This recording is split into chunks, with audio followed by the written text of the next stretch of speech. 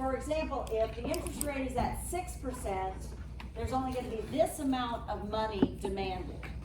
But if the interest rate drops, then you have an increase in the quantity demanded of money.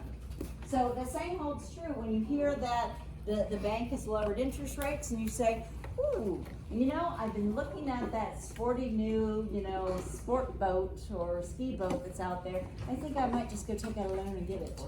No, that's just Christian. There's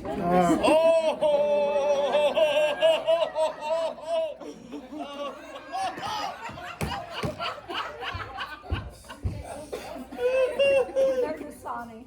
Christian has bill of sales in her drawer. See, she paid cash. We were talking about her Mercedes, and I was like, yeah, my Ford. So, you know, so again, as the interest rate decreases, then you do look to see how much, you know, you might be able to take out. Maybe I can, you know, buy a new car or a new house or whatever it may be. Same holds true with businesses, right? You know, oh, interest rates are dropping. We've always wanted to expand. Maybe it's time for us to go ahead with those plans. All right, so that's the idea. However, when we want to see the actual money demand increase, all right, when we want to see this number, instead of going along the same curve, if we actually want to see it increase, I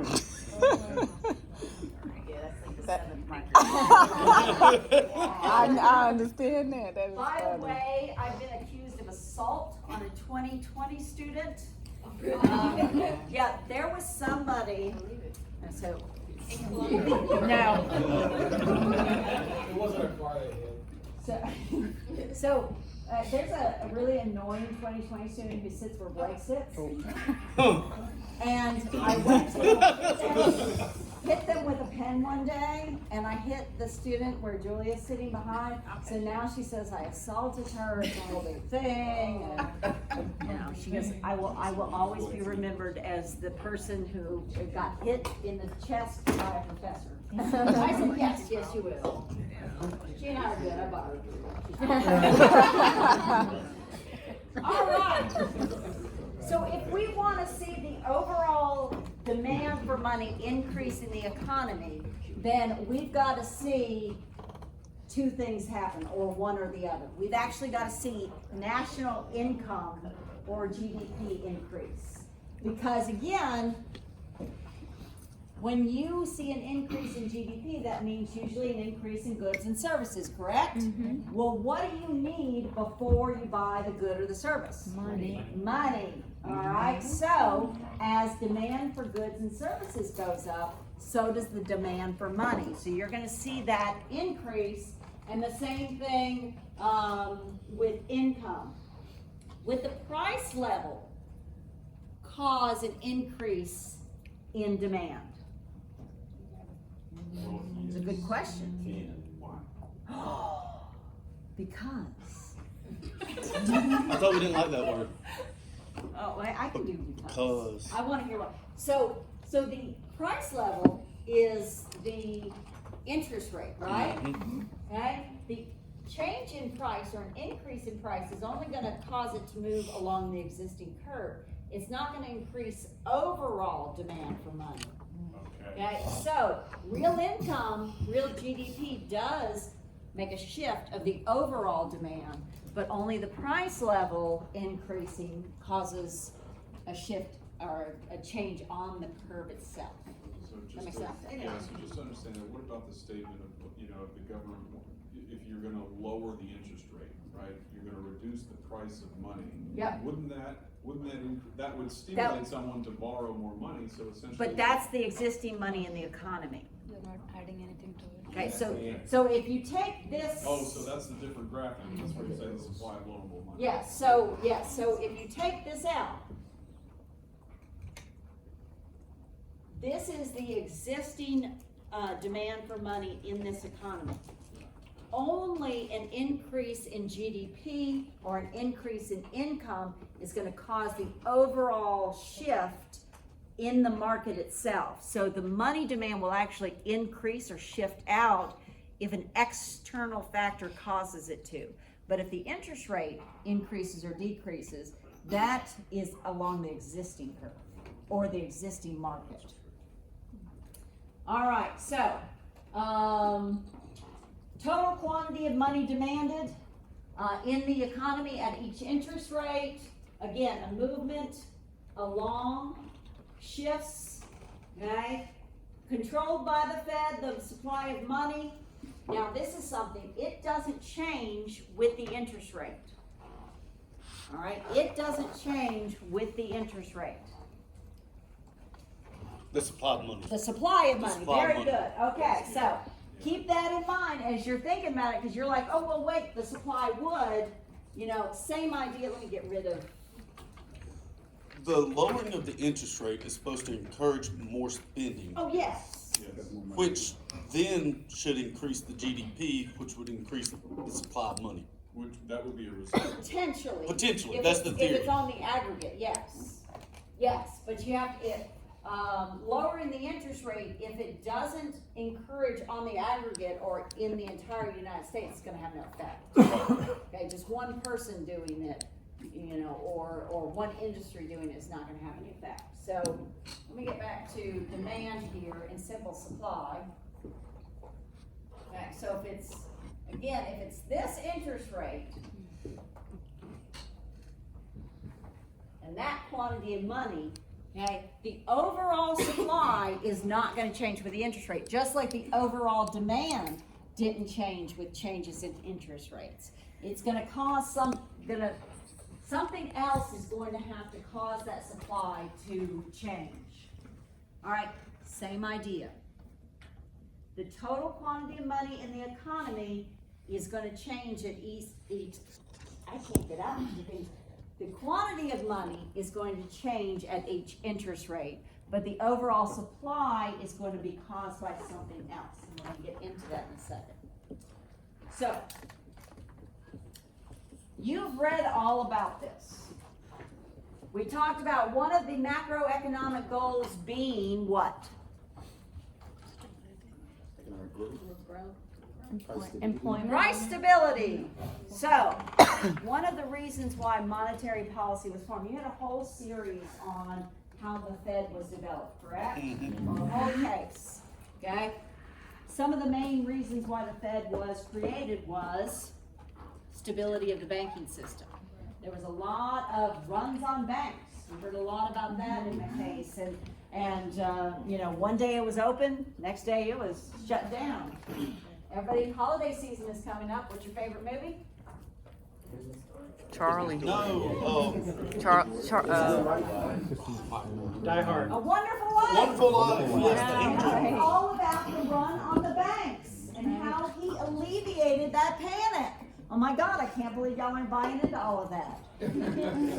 Die Hard had You know, just give me a Die second. Hard. I'll come. Die Hard, stop it. Yes, A Wonderful Life, if you remember, was all about one man convincing his community that if they just waited until they could get back on their feet, they'd have their money.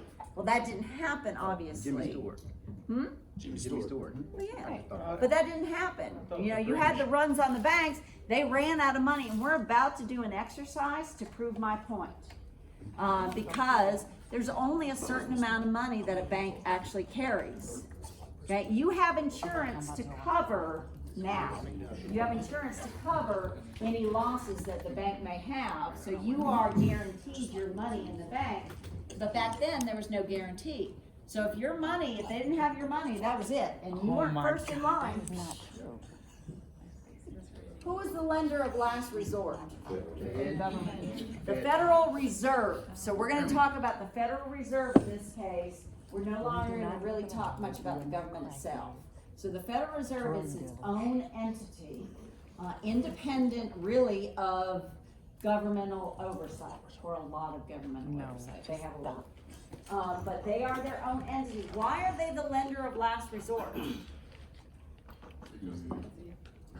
Buck stops and then. That's a good point, but let's dig a little further. Banks, right? So then if Group A starts borrowing money from the bank, Group B, Group C, well, these banks are gonna need more money, so they're gonna go to the Fed for that money to supply that money. They control the supply of the money. That's a good way of kinda sorta looking at it. They do not create money. No, they do not. The Fed does not create They money. have a statute. Control They the control They the inject supply. money into the system. They control the supply of money that already exists. Right. So they do not create. Different banks, and then they're basically shuffling money around between banks. Yes. And then they- But at the end of the day, who do they expect a bank to go to for money? Do they expect them to be the lender? No. No, they expect other banks to be the lender. So it's only the lender of absolute last resort. They expect the banks to be able to run themselves, and if they need a little extra money or a little extra cash injection, you go to another bank. Don't come to us. We got better things to do.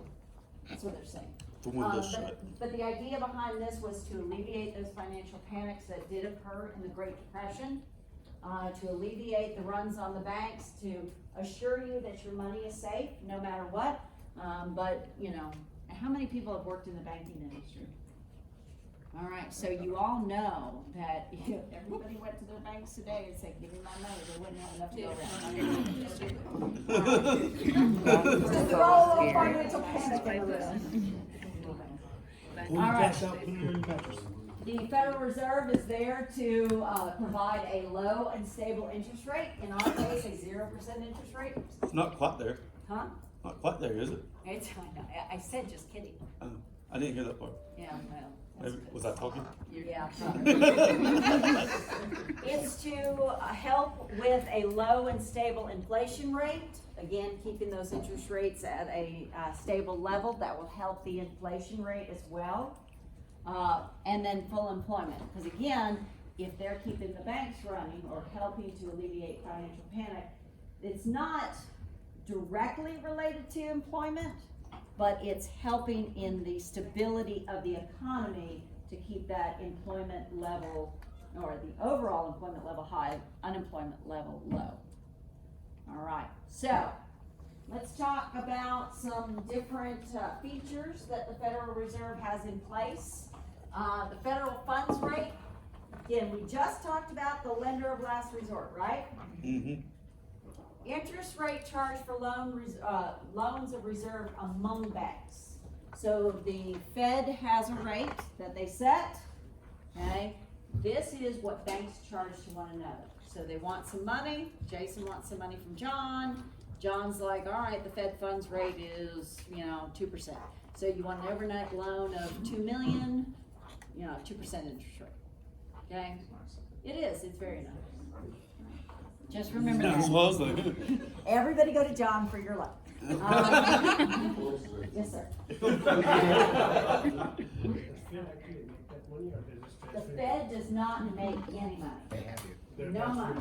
The Treasury Department is the only one that can make money in the US. But they don't actually make new money unless old money is destroyed. I'm talking about that 2% interest, right? So if they like. You mean like a Oh, profit? that's the bank. Bank to bank, they're not That's taking- bank to bank. Just said it right. Yes, that's a good point that you say that, because you always hear it in the news, and that's one of the reasons why even though Stacy doesn't like the book, I kinda like the book. Because they talk about, you hear these economic terms in the news. The Fed sets the rate. They actually set that rate. No. They target the rate that they want. All right, they target it because money supply and money demand is based on the market. And we all know that the market,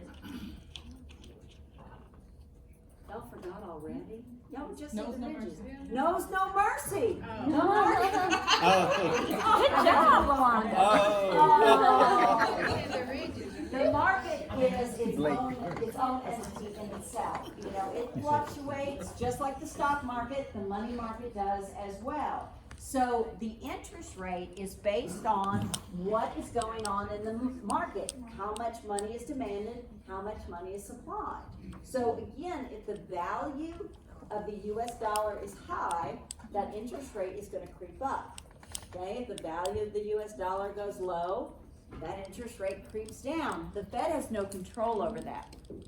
What they do is say, we wanna target this specific rate because we believe that it's going to stimulate the economy or pull it back. I just have a quick question. You've been, on the news lately, they've been talking about, President Trump had a kind of an argument with that Powell guy. How does that interrelationship work based on what you're saying here, that they don't really control? I'm trying to understand. I think it's his brother. Well, you mean to say that he's having an argument with a guy who really can't control anything that he does? I'm just trying to. Yeah, basically, that's what it is. Yeah, I'm just being flipped. You're right, and we're gonna talk about how the Fed, even though they target, they will hit their rate.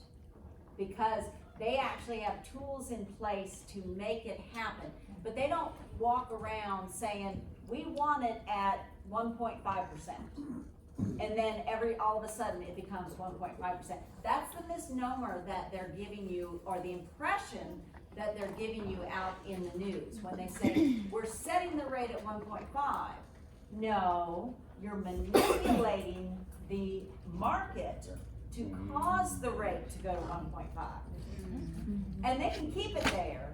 They do so through open market operations and the buying and selling of government securities. Through two ways, through the monetary policy or the fiscal policy. No, not with the Fed. No, it's all monetary. This is all monetary. The fiscal policy is, Yeah, that's somebody else. they can't manipulate, and that's where it comes from. So the Fed can manipulate the rate if, the administration wants something. What they do is they encourage the Fed to do it. But there's no direct control over the Fed by the administration or Congress. So now the president appoints the head of the Federal Reserve, or the president, but once that head is appointed, it's a free-for-all. They can be removed, but there's really no direct control. So, learn something new every day. And it costs you what? All right, that took a second. I should have said that loud enough. I got it now. Okay.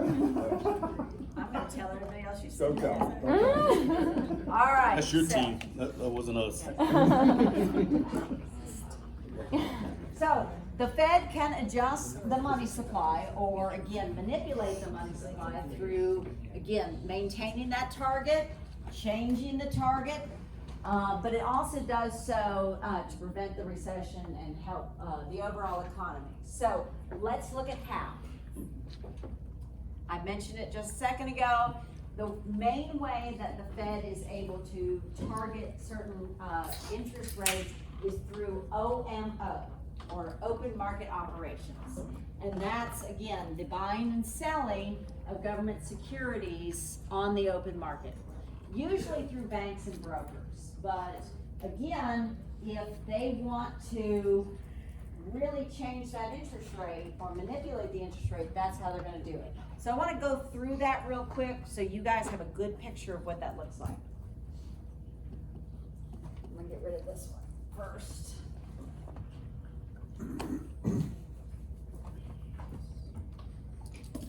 We'll stick with the same basic graph. You see the theme here.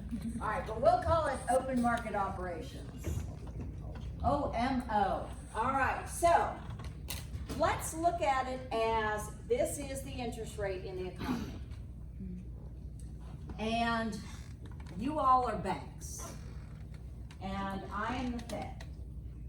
And I want you to buy my government security. Okay, so you're buying government securities. All right, so what is the Fed doing? The Fed is selling.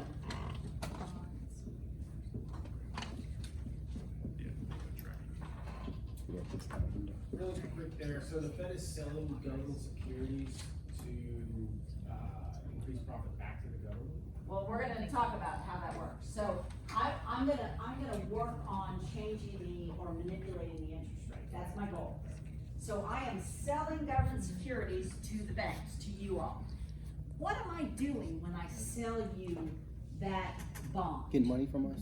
I'm taking money out of circulation, okay? So when I take money out of circulation, I am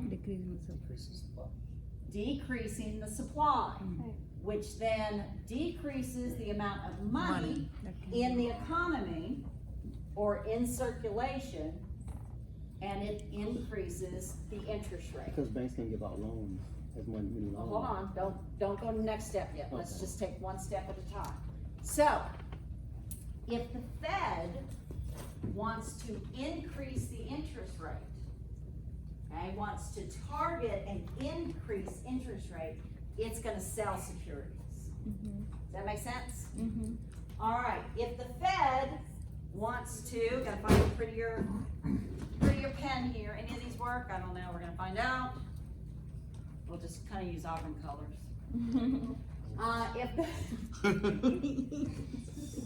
Now that works pretty well, although it's more Tennessee than anything. Hey, they won yesterday. Woo!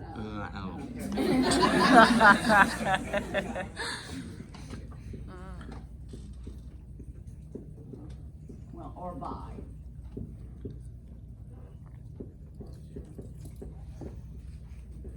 All right, so if it buys or purchases government securities from brokers or banks, what is that doing? Taking money out. No, Put money back Putting in. back into circulation, okay, Increase. so that's gonna increase the supply, and we'll call that double prime. Increase the supply of money, Increase the thus money, increasing the amount of money in circulation decreasing the interest rate. and decreasing the interest rate. All right, that's how they manipulate or target certain rates, is they know exactly how much selling of bonds or securities they need to do to increase that rate, how much buying of government securities they need to do to decrease that rate.